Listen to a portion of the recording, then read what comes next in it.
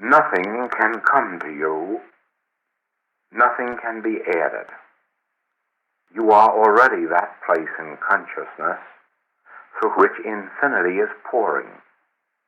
That which we term your humanhood must be still, so as to be a clear transparency through which your infinite individual self may appear, express, or reveal itself. When we view Niagara Falls from the front, we might assume that it could run dry with so much water continually pouring over the falls. Looking behind the immediate scene, we behold Lake Erie and realize that actually there is no Niagara, that this is but a name given to Lake Erie at a point where Erie pours over the falls. The infinity of Niagara Falls is assured by virtue of the fact that actually the source of Niagara, that which constitutes Niagara, is really Lake Erie. So with us, we are that place where God becomes visible. We are the Word made flesh. Our source, and that which constitutes us, is God, infinite divine being. We are God being, God appearing, God manifesting. That is the true glory of our being. The story is told of Marconi that when he was very young, he told friends that he would be the one to give wireless to the world, and not the many older seekers who had been experimenting for years. After he fulfilled his promise, he was asked why he had been so certain that he would succeed. His answer was that the other scientists were seeking first to discover a means to overcome resistance in the air to the messages that would be sent through the air, whereas he had already discovered there was no resistance. The world is fighting a power of evil. We have discovered there is no such power. While Materia Medica seeks to overcome or cure disease, and theology struggles to overcome sin, we have learned that there is no reality to disease or sin, and our so-called healings are brought about through this understanding. We know that there are these human appearances called sin and disease, but we know that because of the infinite spiritual nature of our being, they are not realities of being. They are not evil power. They have no principle to support them. Therefore, they exist only as unrealities, accepted as realities, illusion accepted as condition, the misinterpretation of what actually is.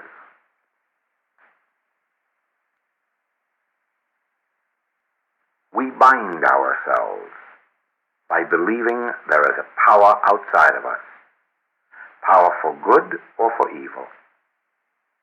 All power is given to you, and this power is always good because of the infinite source whence it flows. The recognition of this great fact brings a peace and a joy untold, yet felt by all who come within range of your thought. It makes you beloved of men. It brings you recognition and reward.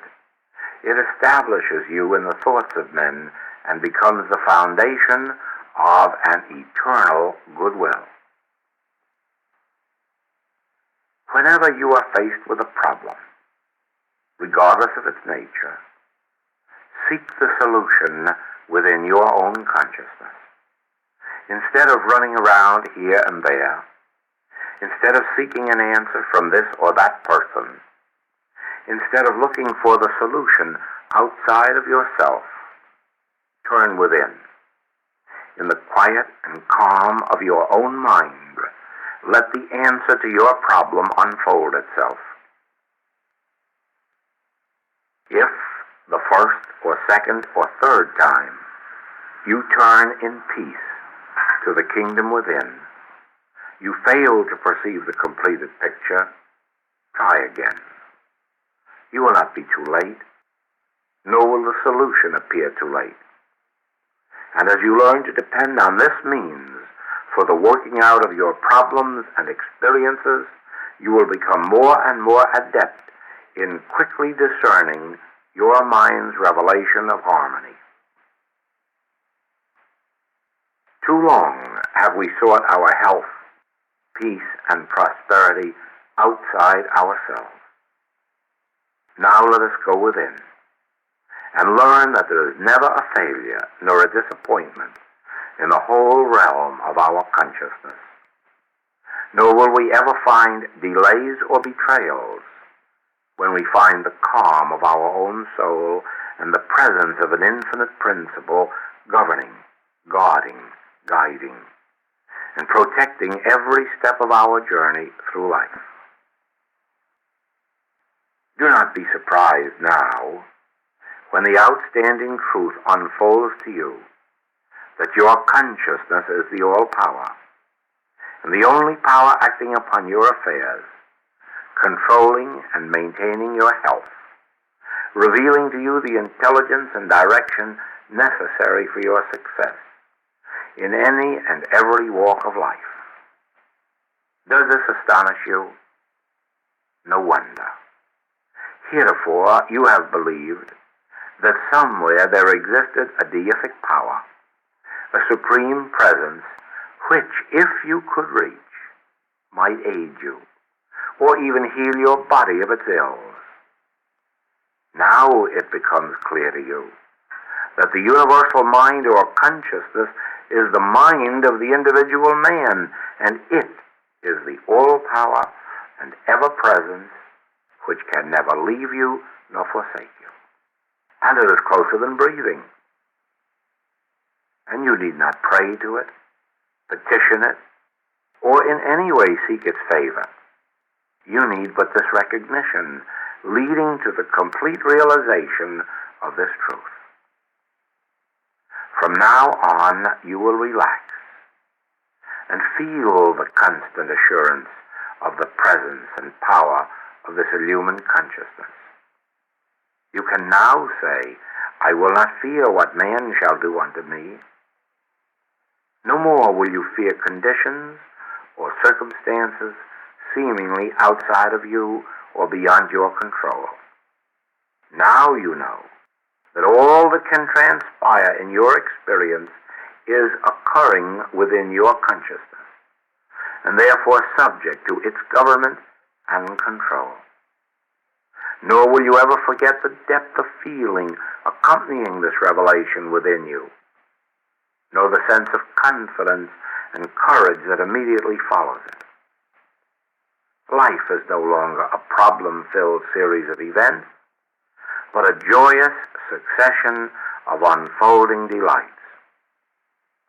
Failure is recognized as the result of a universal belief in a power outside of ourselves.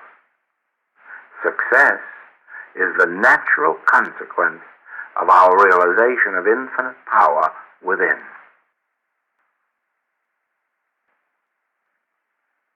Release from fear, worry, and doubt leaves us free to function normally, healthfully, and confidently. The body acts immediately from the stimulus coming to it from within. New vitality, strength, and bodily peace follow as naturally as rest follows sleep. Little do we know of the depth of the riches within us until we come to know the realm of our own consciousness, the kingdom of our mind. When we become still and go into the temple of our being for the answer to some important question or the solution of a vital problem, it is well that we do not formulate some idea of our own or outline a plan or let our wish in the matter father our thought. Rather should we still the thinking mind so far as possible and adopt a listening attitude. It is not the personal sense of mind or conscious mind which is to supply the answer, nor is it the educated mind or the mind formed of our environment and experience. but the universal mind, the reality of us, the creative consciousness. And this is best heard when the senses and the reasoning mind are silent.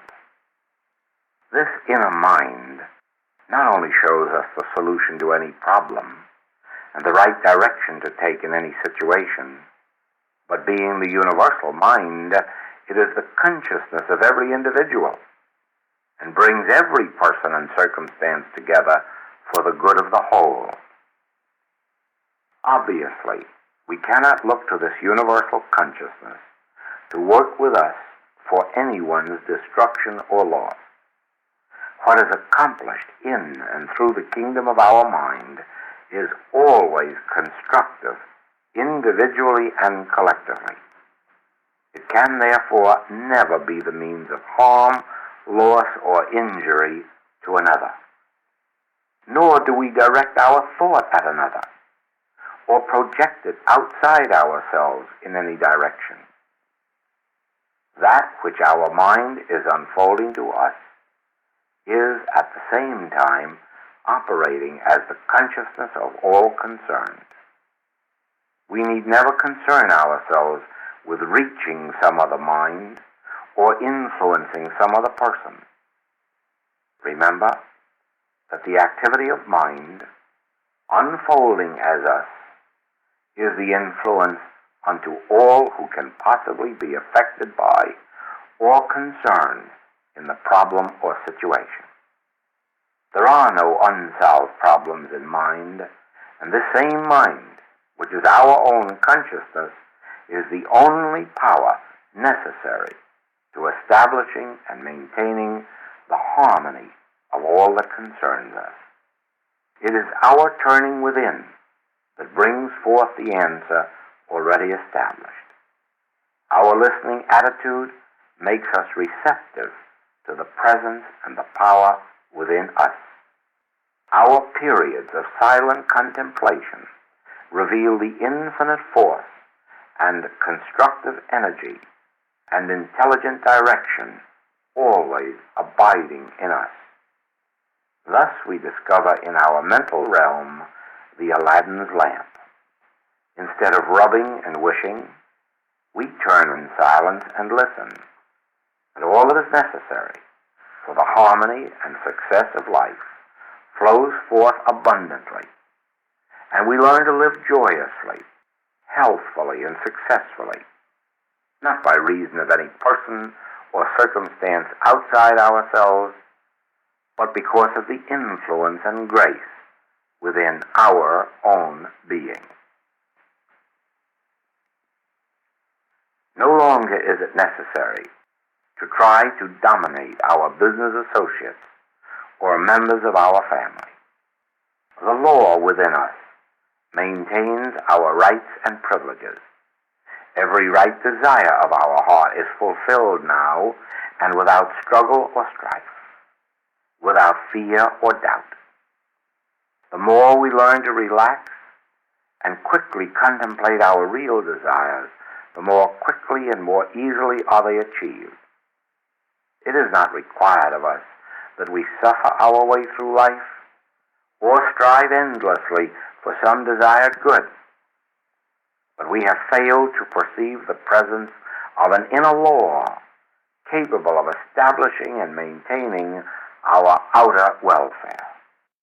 It seems strange to us at first to realize that inner laws govern outer events, and it may at first appear difficult to achieve the state of consciousness wherein these laws of our inner being come into tangible expression.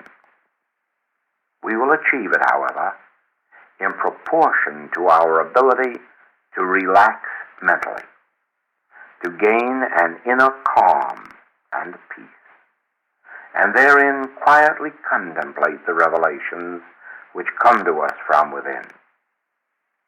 Quietness and confidence soon bring us face to face with reality, the real laws governing us. Lest the question should arise in your thought as to how a law operating in your consciousness and with without conscious effort or direction, can affect individuals and circumstances outside yourself, let me ask you to watch the result of your recognition of the inner laws and learn this through observation. We are yet to become aware of the fact that we embrace our world within ourselves, that all that exists as persons, places, and things lives only within our own consciousness. We could never become aware of anything outside the realm of our own mind, and all that is within our mental kingdom is joyously and harmoniously directed and sustained by the laws within. We do not direct or enforce these laws. They eternally operate within us and govern the world without. The peace within becomes the harmony without. As our thought takes on the nature of the inner freedom, it loses its sense of fear, doubt, or discouragement. As the realization of our dominion dawns in thought, more assurance, confidence, and certainty become evident. We become a new being, and the world reflects back to us our own higher attitude toward it. Gradually, an understanding of our fellow man and his problems unfolds to us from within, and more love flows out from us, more tolerance, cooperativeness, helpfulness, and compassion. And we find the world responds to our newer concept of it, and then all the universe rushes to us to pour its riches and treasures in our lap. Many fine treaties and covenants have been signed by nations and men, and nearly all have failed, because no document is any better than the character of those who administer it. When we become imbued with the fire of our inner being, we no longer need contracts and agreements in writing, because it becomes first nature with us to be just, honest, intelligent, and kind. And these qualities are met in all those who become part of our experience, in the home, office, shop, and in all our walks of life. The good revealed in our consciousness returns to us pressed down, shaken together, and running over. In this new consciousness, we are less angered by the acts of other people, less impatient with their shortcomings, less disturbed by their failings. And likewise, instead of being hampered and restricted by external conditions, we either do not meet with them or else brush right by them with but little concern. We realize that something within us is ruling our universe. An inner presence is maintaining outer harmony. The peace and quiet of our own soul is the law of harmony and success to our world of daily experience. All that has gone before this is as nothing, unless you have seen that over and above all knowing the truth, you must be overshadowed by the Christ. When the Christ dawns in individual consciousness, the sense of personal self diminishes. This Christ becomes our real being. We have no desires, no will, no power of our own.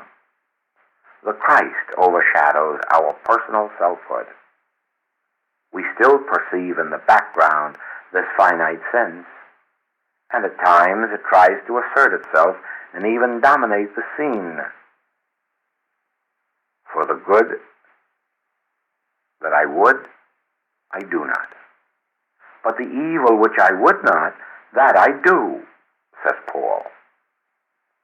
But let it be clear to you that the personal self cannot heal, teach, or govern harmoniously.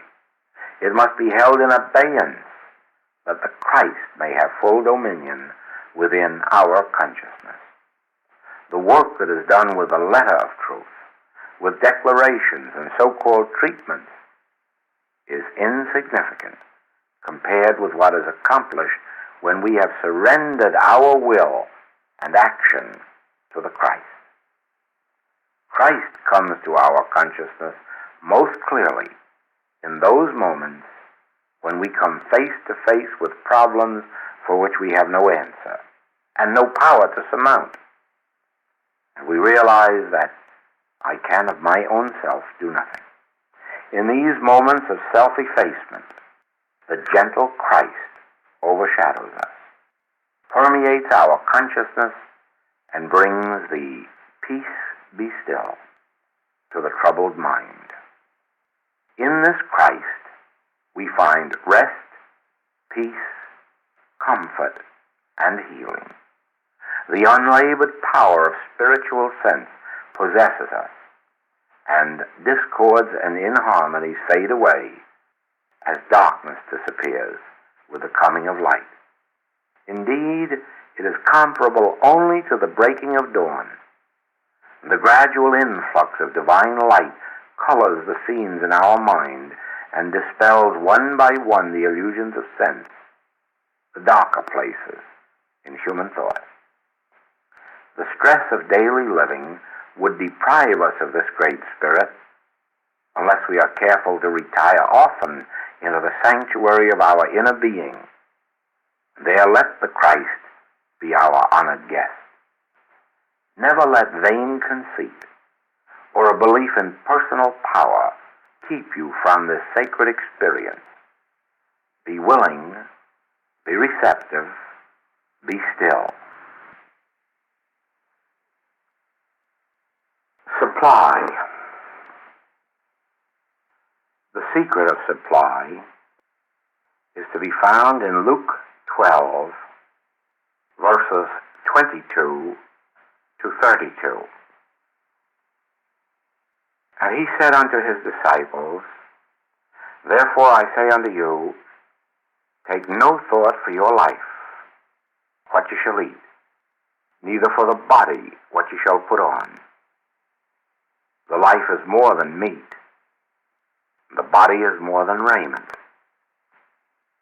Consider the ravens, for they neither sow nor reap, which neither have storehouse nor barn, and God feedeth them. How much more are ye better than the fowls? And which of you, with taking thought, can add to his stature 1 cubit? If ye then be not able to do that thing which is least, why take ye thought for the rest? Consider the lilies, how they grow. They toil not, they spin not. And yet I say unto you, that Solomon in all his glory was not arrayed like one of these. If then God so clothed the grass, which is today in the field, and tomorrow is cast into the oven, how much more will he clothe you, O ye of little faith? And seek not ye what ye shall eat, or what ye shall drink, neither be ye of doubtful mind, for all these things do the nations of the world seek after. And your Father knoweth that ye have need of these things. But rather seek ye the kingdom of God, and all these things shall be added unto you. Fear not, little flock, for it is your Father's good pleasure to give you the kingdom.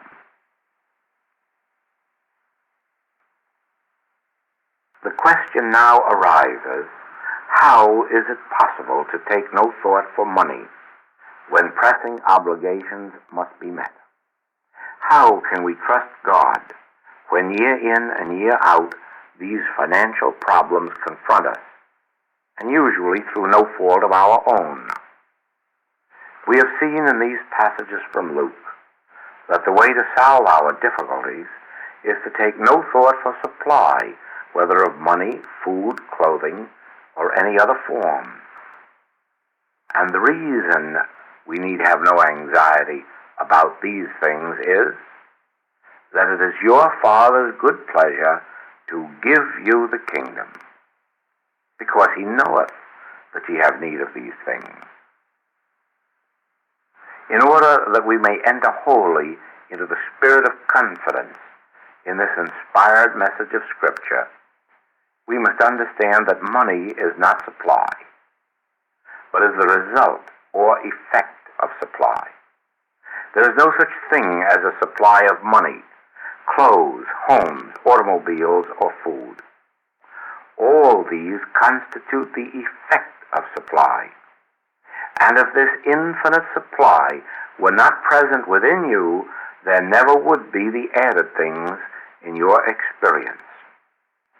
The added things, of course, are those practical things like money, food, and clothing that are so necessary at this stage of our existence. Since money is not supply, what is? Let us digress for a moment and look at the orange tree which is laden with fruit. We know that the oranges do not constitute supply, because when these have been eaten or sold or given away, a new crop starts at once to grow. The oranges are gone, but the supply remains. Within that tree, there is a law in operation. Call it a law of God or a law of nature. The name of the law is not too important, but the recognition of the presence of a law operating in, through, or as the tree is important. That law operates to draw in through the roots the minerals, substances, elements of air, water, sunshine, which it, the law, then transforms into sap that is drawn up through the trunk of the tree and distributed through the branches and finally sent into expression as blossoms. In due time, this law transforms the blossoms into a green marble, and this becomes the full-grown orange. The orange is the result or effect of the operation of the law, acting in, through, and as the orange tree. As long as this law is present, we will have oranges. The orange of itself cannot produce another orange. Thus we understand that the law is the supply, and oranges are the fruits, the results, or the effect of the law. Within you and within me, there is also a law in operation, a law of life. And our awareness of the presence of this law is our supply. Money and the things necessary for daily living are the effects of the consciousness of the activity of the law within. This understanding enables us to take thought off the things of the outer world and abide in the consciousness of the law. What is the law which is our supply? The universal or divine consciousness. Your individual consciousness is this law. This law actually is your consciousness. Thus your consciousness becomes the law of supply unto you, producing its own image and likeness in the form of those things necessary to your well-being. As there is no limitation to your consciousness, there is no limit to your conscious awareness of the action of the law, and therefore no limit to your supply in all its forms. Divine or universal consciousness, your individual consciousness, is spiritual. The activity of this law within you is likewise spiritual. Therefore, your supply in all its forms is spiritual, infinite, and ever-present. What we behold as money, food, clothing, automobiles, and homes represents our concepts of these ideas. Our concepts are as infinite as our mind. Let us agree now to see that as we need take no thought for oranges, as long as we have the source or supply, which is continually producing fruit for us, so we need no longer take thought about dollars. Let us learn to think of dollars as we do of leaves on trees, or oranges, as the natural and inevitable result of the law active within. There is truly no need to be concerned, even when the trees appear to be bare, as long as we are conscious of the truth that the law is even now operating within to bring forth fruit after its own kind. Regardless of the state of our finances at any given moment, let us not be concerned or worried, because we now know that the law acting in, through, and as our consciousness is at work within us when we are asleep as well as when we are awake, to provide all those added things. Let us learn to look at the lilies and rejoice at the proof of the presence of God's love for His creation. Let us watch the sparrows and note how confidently they trust this law. Let us rejoice when we see the flowers in spring and summer, because they assure us of the divine presence, as we learn to enjoy the beauties and bounties of nature, with no desire to hoard any of them, and with no fear that there is less than an infinite supply of them. So learn to enjoy the fruitage of our infinite supply, the results of that infinite storehouse within us, with no fear of any lack to plague us. Enjoy these things of the outer realm, but do not consider them as supply. Our conscious awareness of the presence and activity of the law is our consciousness of supply.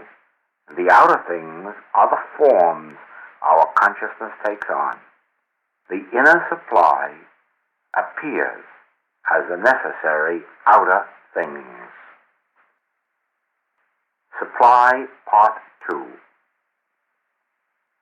We say in one breath, take no thought for your supply, or for your health. And in the next breath we say, you must pray without ceasing, and ye shall know the truth, and the truth shall make you free. Though seeming to be contradictory, both admonitions are correct, but they have to be understood. There is always a belief of human good in operation, a law of averages, and from this we derive our material benefit. In house-to-house selling, there is usually an average of one sale out of 20 calls. In advertising through circulars, there is an average of returns of about 2%. In automobile driving, it is claimed a certain percentage of accidents is the rule. Life insurance companies have a table of life expectancy, and they can tell you any year how many years you will continue here as an average. Now, to live humanly, that is to go along day to day, letting these averages affect you, letting the human beliefs operate upon you, is not scientific living. This is all the belief of human existence. And unless you specifically do something about it, you bring yourself under these so-called economic or health laws, which actually are but beliefs or suggestions. These suggestions are so universal as to become mesmeric in their operation and act on those who are not alert and bring forth limitations. What must we do to keep ourselves free of these suggestions so that we can live above them? First, we must live on a higher plane of consciousness. So far as possible, we must train ourselves mentally to know that anything that exists in the realm of effect is not cause, is not creative, and has no power over us. This brings up the important metaphysical point that I am the law, I am truth, I am life eternal. Since I am infinite consciousness, since I am the law, then nothing in the external can act upon me and be a law unto me. There is nothing from which we can ever suffer but the acceptance of illusion as reality. These things called sin and disease are not what we are suffering from. They are the forms the one error assumes.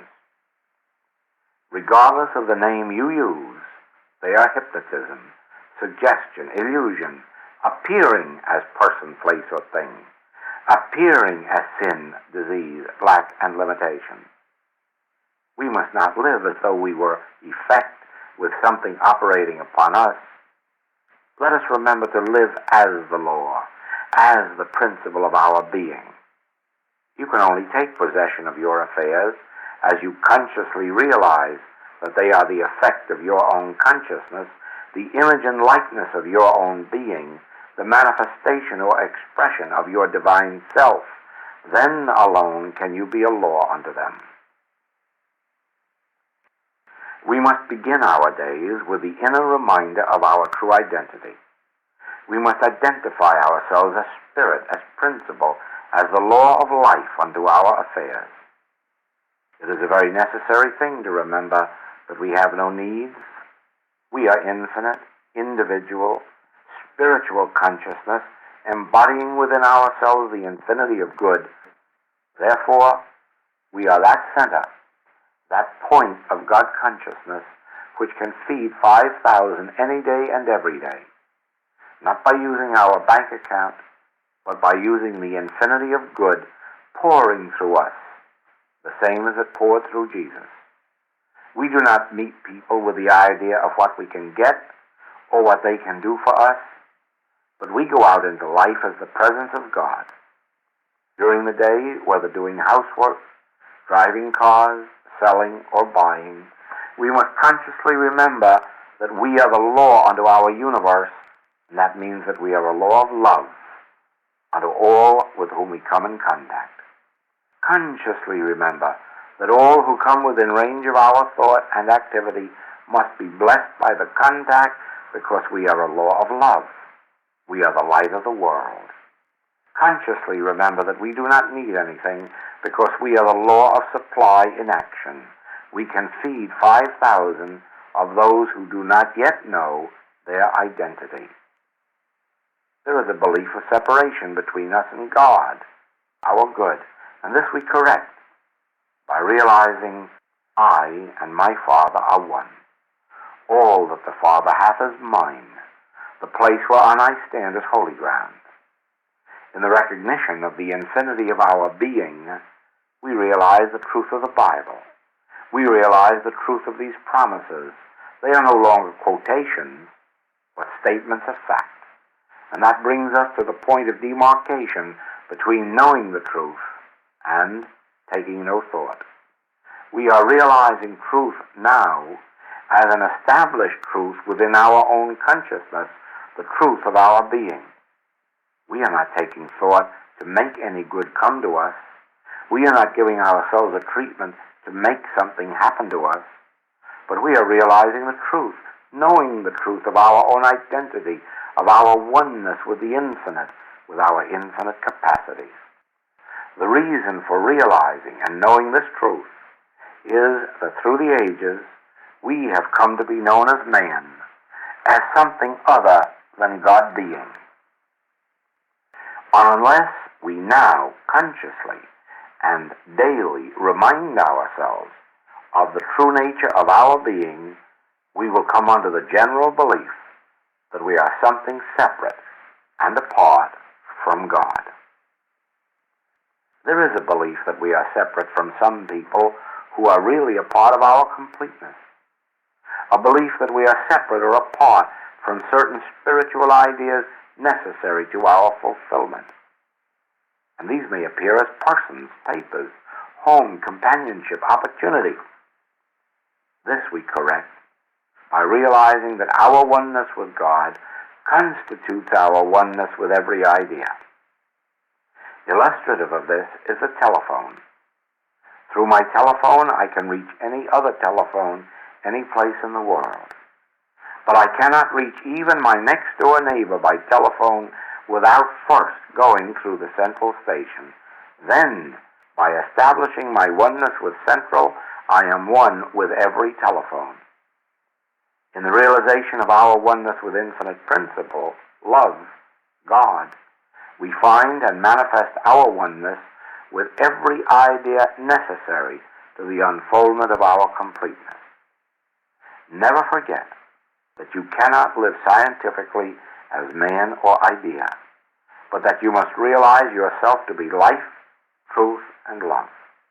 You must accept Jesus' revelation of the I Am until it becomes realization with you. Stop trying to apply truth. Applying truth is the action of the human thought. There is nothing to apply truth to. Truth is infinite. Therefore, there is nothing to which we can apply truth. It is the reality of being, and there is nothing inside or outside for truth to act upon. Truth is self-acting, self-operative. We are all engaged in activities through which our supply appears to come. Regardless of whether it is a business, a profession, or an art, it is an activity of mind and life. So regarded, our activity is intelligently and lovingly directed and sustained. It is even more than this. As an emanation of mind, it is mind itself, individually appearing and expressing its own being, nature, and character. The government is upon its shoulder, and mind alone is responsible. We learn to let go and let mind assume its responsibility. In the Bible, we read the trials and tribulations of Elijah. As we follow him through the 18th chapter of 1 Kings, we must understand that only the consciousness of the presence of Spirit, God, within him could have done these mighty works. No human power can accomplish them.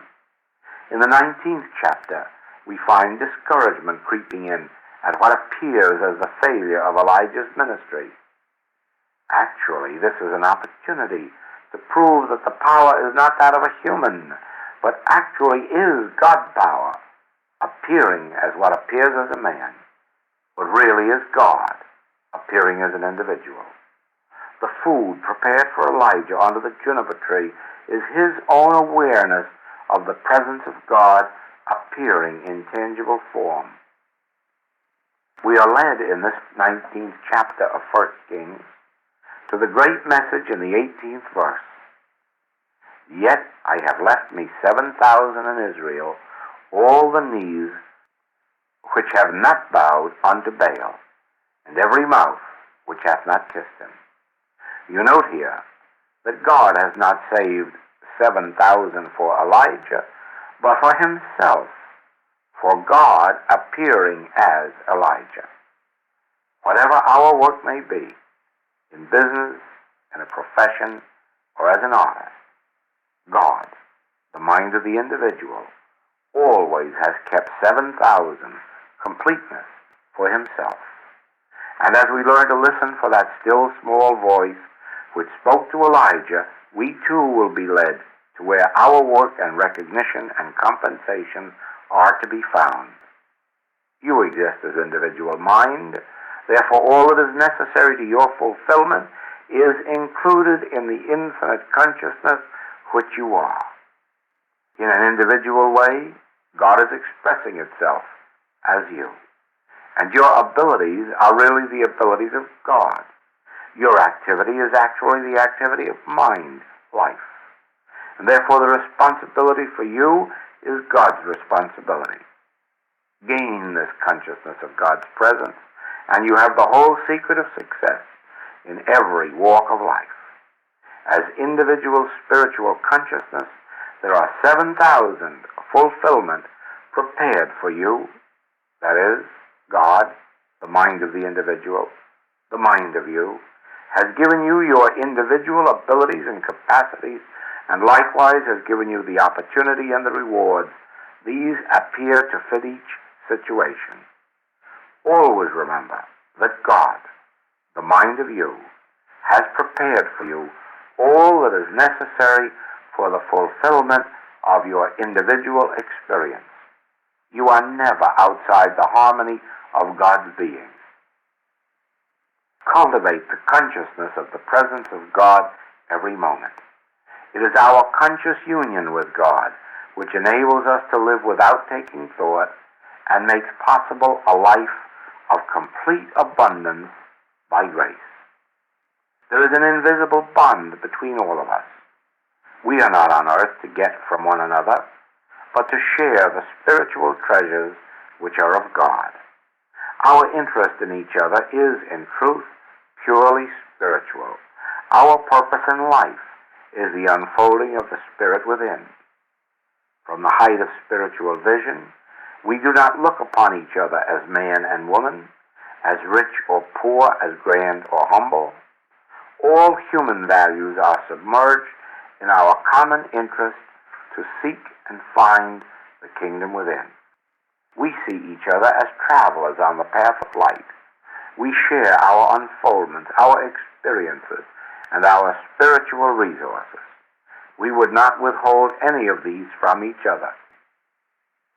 Likewise, there is no envy or jealousy of each other's spiritual attainments.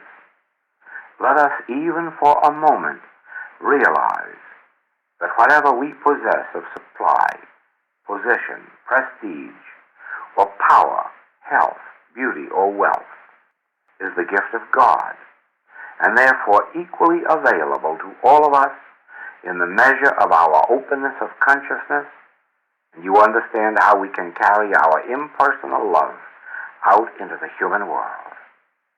Let us once catch the vision that whatever anyone possesses, even of what appears as material good, is but the expression of their state of consciousness, and it would be impossible to envy any of another's possessions or even to desire them.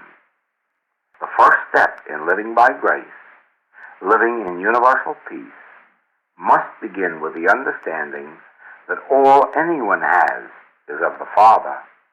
That is, all that we possess and all that we can ever own is the outpouring of our own infinite consciousness.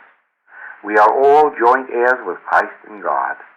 Therefore, we all draw upon the resources of our own infinite mind and soul. And we need not labor, strive, or struggle for that which is already divinely ours. All that anyone possesses at any time, even of what seems to be of human value, is the unfoldment of their own state of consciousness, and therefore belongs only to the possessor. That which we have is the result of fruitage of our own state of consciousness, and what we have not yet achieved is our own lack of conscious union with God, our infinite consciousness. We can have as much of everything as we desire by enlarging the borders of our understanding and realization. Nothing that we can get from another would ever really be ours, even if we received it legally. It would still belong only to the one with the consciousness of it.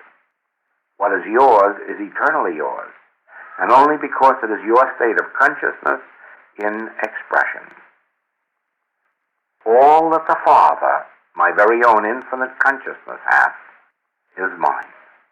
The realization of this truth would enable all men to live together in one world harmoniously, joyously, successfully, without fear of each other and without greed, envy, or lust. We would be back in the Garden of Eden.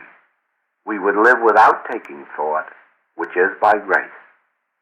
This would constitute the recognition of life as the gift of God,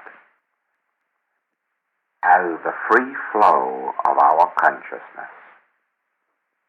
It would reveal the invisible spiritual tie which binds us in an eternal brotherhood of love. It would forever solve the problem of supply and thereby establish the reign of peace on earth. The new horizon sense which presents pictures of discord and inharmony, disease and death, is the universal mesmerism which produces the entire dream of human existence. It must be understood that there is no more reality to harmonious human existence than to discordant world conditions. It must be realized that the entire human scene is mesmeric suggestion, and we must rise above the desire for even good human conditions. Understand fully that suggestion, belief, hypnotism is the substance or fabric of the whole mortal universe, and that human conditions of both good and evil are dream pictures having no reality or permanence.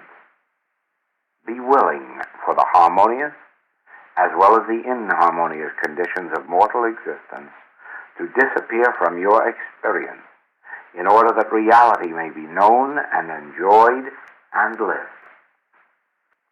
Above this sense of life, there is a universe of spirit governed by love, peopled with children of God, living in the household or temple of truth.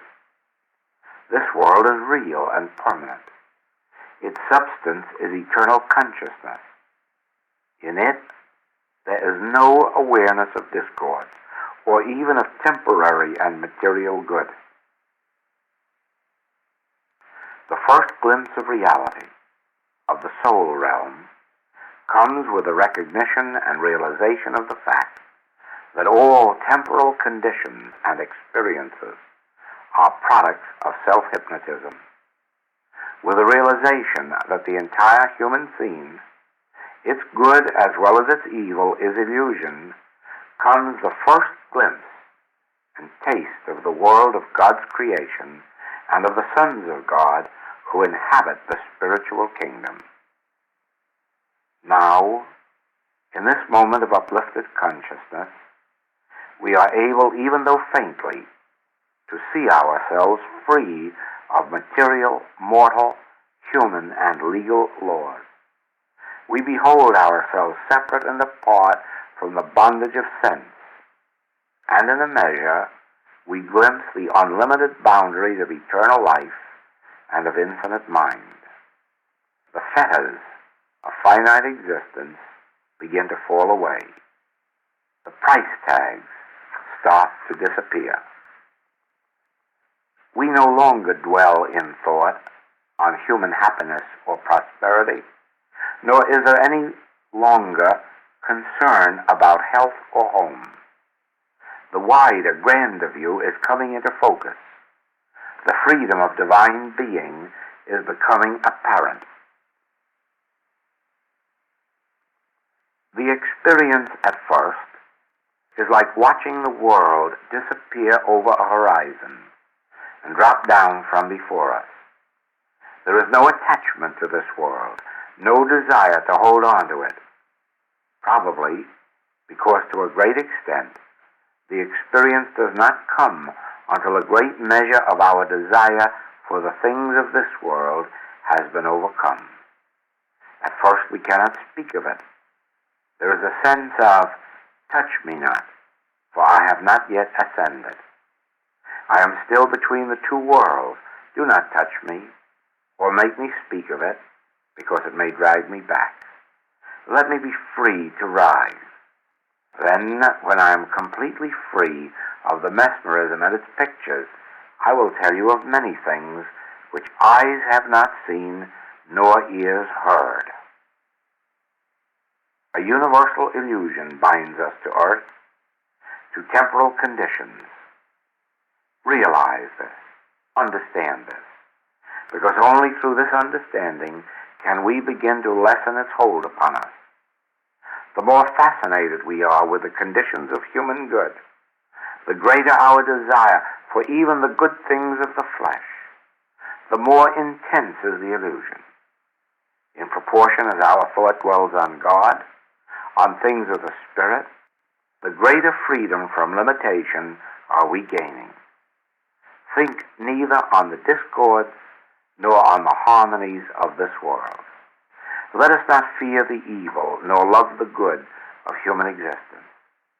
In proportion as we accomplish this, is the mesmeric influence lessening in our experience. Earth ties begin to disappear. Shackles of limitation fall away. Erroneous conditions give place to spiritual harmony. Death gives way to eternal life. The first glimpse into the heaven of here and now is the beginning of the ascension for us. This ascension is understood now as arising above the conditions and experiences of this world, and we behold the many mansions prepared for us in spiritual consciousness in the awareness of reality. We are not bound by the evidence of the physical senses. We are not limited to the visible supply. We are not circumscribed by visible bonds or bounds. We are not tied by visible concepts of time or space.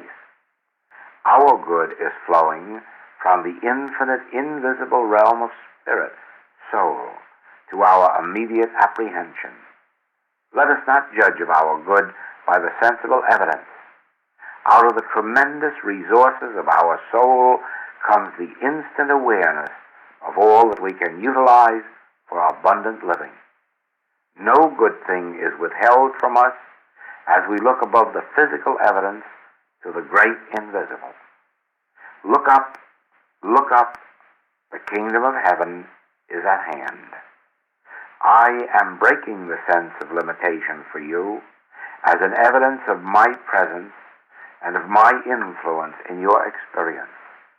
I, the I of you, am in the midst of you, revealing the harmony and infinity of spiritual existence.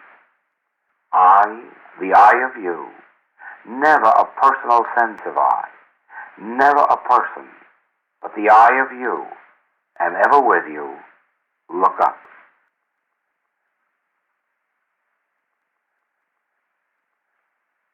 The New Jerusalem.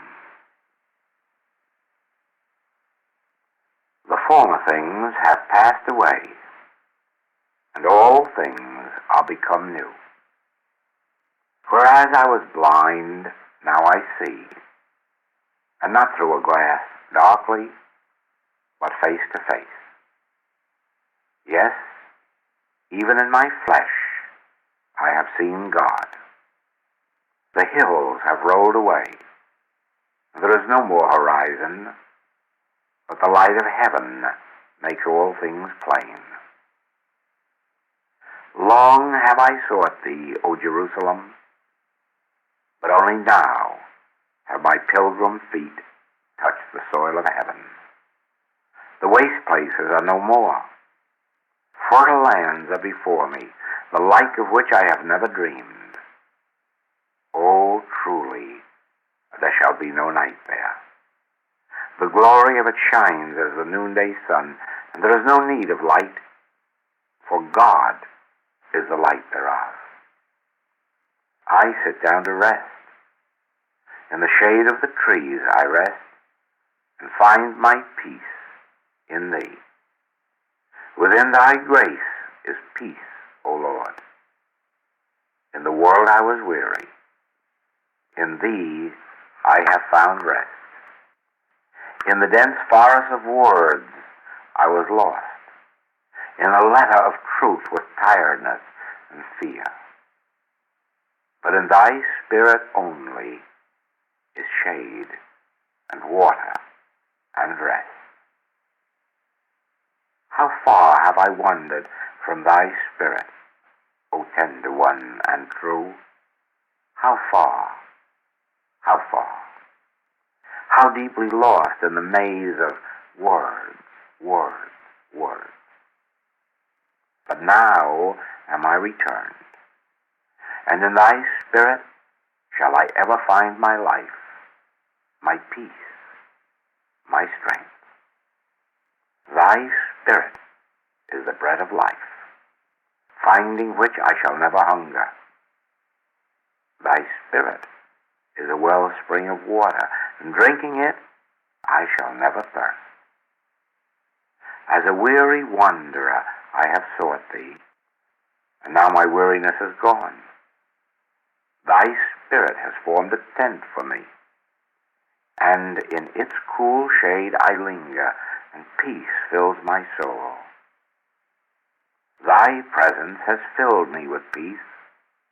Thy love has placed before me a feast of spirit. Yea, thy Spirit is my resting place, an oasis in the desert of the letter of truth. In thee will I hide from the noise of the world of argument. In thy consciousness find surcease from the noisomeness of men's tongues. They divide thy garment, O Lord of peace. They quarrel over thy word, yea, until it becomes words, and no longer word. As a beggar have I sought the new heaven and the new earth. Thou hast made me heir of all. How shall I stand before thee, but in silence?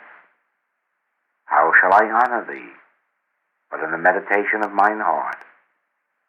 Praise and thanksgiving thou seekest not, but the understanding heart thou receivest.